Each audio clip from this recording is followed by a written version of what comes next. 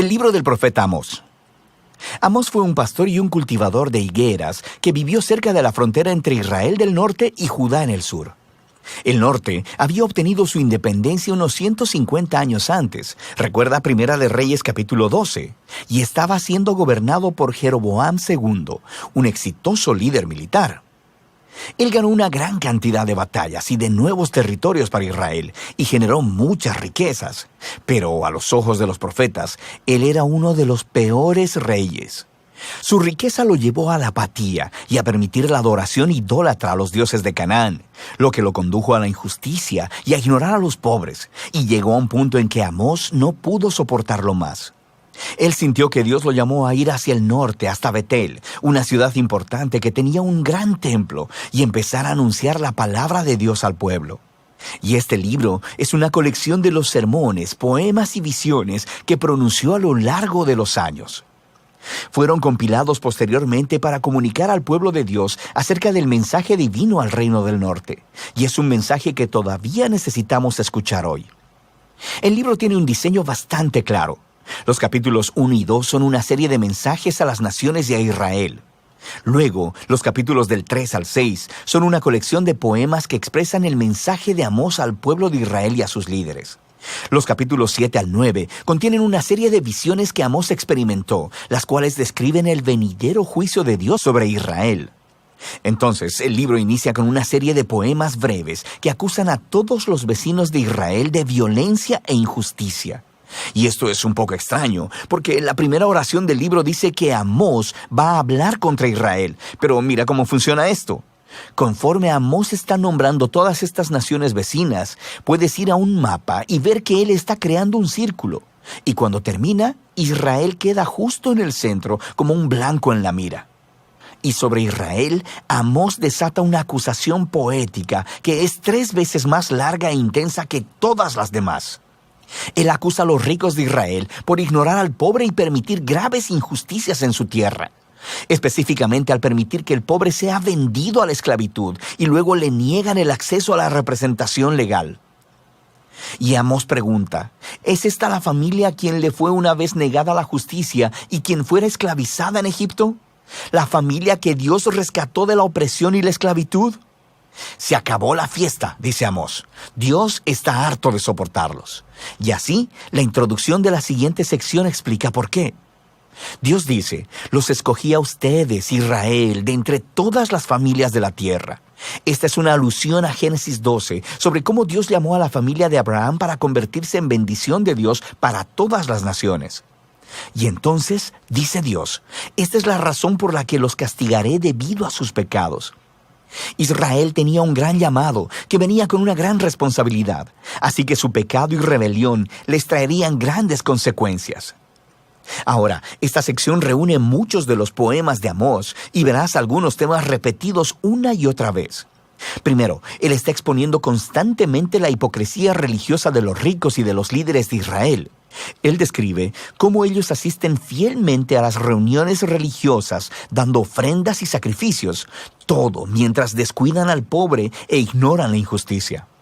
Y Amós dice que todo esto es una farsa, que Dios en realidad odia la adoración que ellos le profesan, porque está completamente desconectada de la forma como tratan a las personas. Dios dice que una verdadera relación con Él transformará las relaciones entre las personas. Y así, el llamado de Amós a la verdadera adoración es el permitir que el juicio fluya como las aguas y la justicia como una corriente inagotable.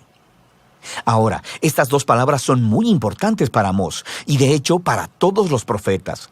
La justicia, en hebreo sedaká, se refiere al estándar de rectitud, a las relaciones equitativas entre las personas sin importar sus diferencias sociales. Y juicio, en hebreo mishpat, se refiere a acciones concretas que tomas para corregir la injusticia y crear justicia. Así que ambas deben permear la vida del pueblo del pacto de Dios como un río turbulento llena un cauce seco. El siguiente tema es la repetida acusación de Amós de la idolatría de Israel. Recuerda, cuando el reino del norte se separó del reino de Judá, su rey construyó 2 nuevos templos para competir con el de Salomón en Jerusalén, y colocó un becerro de oro en cada uno. Recuerda Primera de Reyes capítulo 12. A partir de entonces, Israel no hizo más que acumular más ídolos, adorando a los dioses del sexo, el clima y la guerra. Y en la perspectiva del profeta, la adoración a estos dioses siempre llevaba a la injusticia, porque estos dioses no requerían el mismo grado de justicia y rectitud que el Dios de Israel, sin mencionar que estos dioses eran ellos mismos inmorales, pero no el Dios de Israel. Él es diferente. Así que Él puede decirles de una vez: búsquenme para que vivan. Y justo después de eso decirle a Israel: busquen el bien, no el mal, para que vivan. Así que la verdadera adoración al Dios creador de Israel es sinónimo de hacer el bien, de la generosidad y la justicia. Y así, el tema final en estos capítulos es que debido a que Israel y su rey han rechazado a Amós y a los otros profetas, Dios traerá el día del Señor. Este es un grande y terrible acto de justicia sobre Israel, y específicamente, Amós predice que una nación poderosa vendrá, conquistará y destruirá sus ciudades y llevará al pueblo al exilio. Y sabemos que esta predicción se hizo realidad. Alrededor de 40 años después, el imperio asirio atacó e hizo exactamente lo que Amós había dicho. El libro termina con una serie de visiones que Amós experimentó, y son representaciones simbólicas del venidero día del Señor. Así que él ve que Israel es devastado por una plaga de langostas, y luego por un fuego abrasador, y luego son tragados como una fruta madura. Y en la visión final, Amós mira a Dios golpeando con violencia los pilares del templo de los ídolos de Israel en Betel, y el edificio entero se desmorona. Es una imagen de justicia de Dios sobre los líderes y dioses de Israel, y por fin su final ha llegado. Pero luego, de repente, en el último párrafo, vemos un destello de esperanza. Él ve esta imagen de Israel como de un edificio destruido. Y Dios dice que de las ruinas un día restaurará la casa de David.